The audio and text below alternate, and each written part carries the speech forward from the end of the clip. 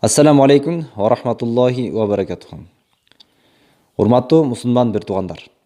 Бүгүнкү күндө кээ бир адамдар Аллах Тааланын харам кылган нерсесин халалга чыгарып жатат.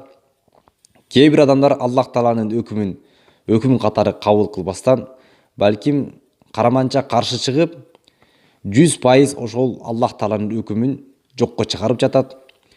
Кээ бирлер Аллах Тааланын өкүмү болгон хиджабты кийүүгө каршы чыгып жатат. Жана ошол хиджаб кийген адамдарды бүгүнкү күндө жүрөгү менен жек көрүп жатат. Мен ошондой адамдарга айтар сунушум: силер расписка калтыргыла.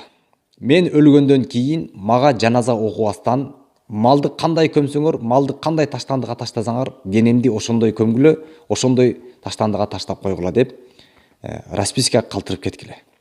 Анткени бәрібір экен да, Аллахтың өкімін атқарбасаңар, Аллахтың өкіміне қарсы шықсаңар, анда сілерге қыла тұрған мамиле ушундай ғана болот, башка ешқандай мамиле кереги жок силерге. Артыңардан Куран окулбасын, балдарыңарды үйлөнсөңөр, кыздарыңарды турмушка берсеңер, нике окутпагыла, эмне кереги бар?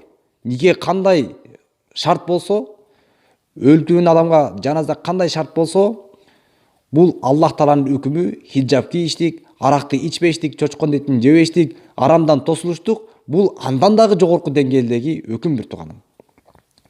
Биз биринчиден Аллах Таала хидаят берсин деп дуа кылабыз.